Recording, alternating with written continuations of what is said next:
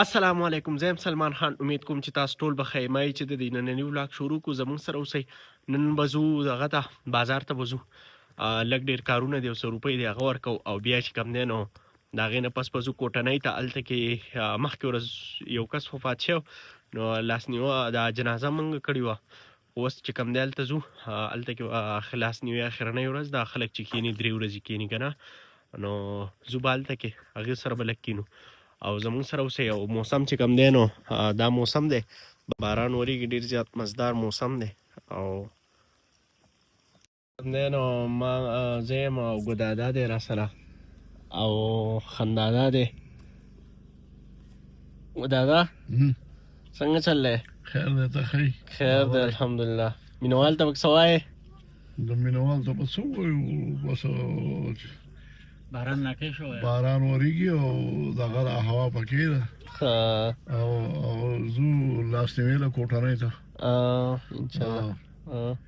او دغه د اوس په دغه څه نشته نور څه نشته. زبر اوس ځو ښه روان یو د خیره.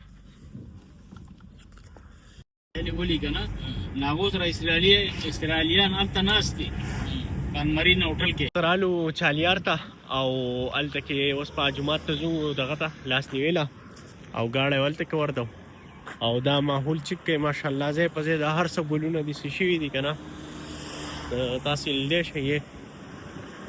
ډېر ښکلي ښکلي ښکاري، ډېر ښکلی ښکلی ماحول ښکاري. او اوس هلته کې ځو جومات ته، هلته کې به لاسنیوه کوو او زموږ سره اوسئ. دا جومات دی، یوه وکړه او اوس به ځو کور ته. دا ګدادا دی او خندا دی ماشاءالله. ځو به اوس بازار ته. موسم چې کوم دی نو باران وریږي. هلته کې نه و، په بانپیتۍ کې باران و، بیا په دې چالیار کې باران نه و. او اوس په بازار کې بیا دی. الله پاک قدرت ته ګورئ پکې لکه خیال دی. موسم چې دی نو هغه برابر دی او په ټریفک کې نښتې دونه ډېره ګڼه ده چې د دې څخه مه شوې نو ښه به وي.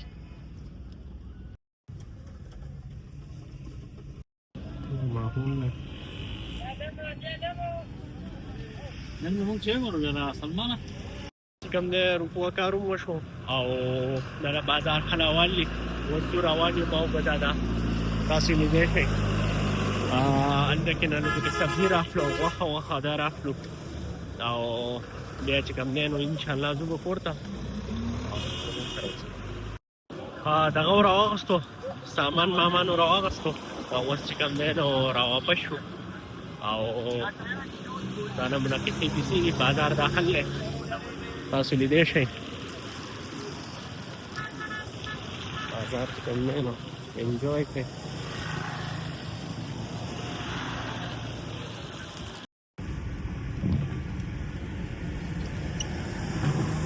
چې کوم دی نو اوس روان یو ځو کوټنۍ ته. هلته کې لاسنیوه ما تاسو ته ویلي وه به کوو او دا ماحول دی.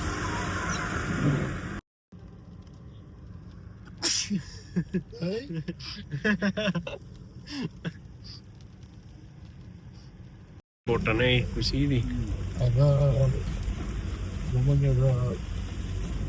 چې کوم دی نو کوټنۍ ته رالو او ځو لاسنیوه به کوو او جنازې له خو راغلي وو، خو هسې درېیمه ورځ د خلک چې کښېني. او زما نیکه دی الله پاک وبخښي، دا د هغو د ترور زوی دا کوم موږ چې اوس دلته کې رالو په دې کوټنۍ کې چې دا کوم وفات شوی دی. او دا ځای تاسو چک کوئ ماشاءالله، هر څه دې ښکلي شنه شنه دي او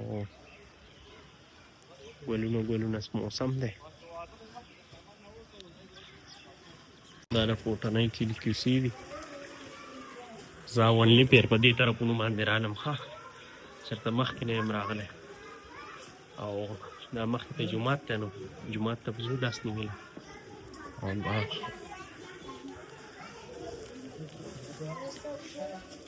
ګندګي مندګي ډېره ده او لارې هم څټنګې راتنګې دي. دا جومات دی، دې ته به ځو اوس لاسنیوه به کوو او تبلیغیان راغلي دي، خلک لمونځونه کوي. موږ هم لمونځ نه دی کړی، لمونځ به وکړو او بیا به دننه کښېنو دوا ته. تاسو چې کوم دی لیدی شئ خلک ناست دي.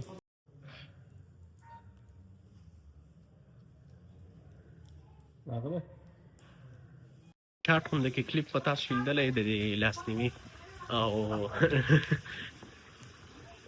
دا چې کوم دی نو دا زموږ د کلچر چې کوم دی حصه ده.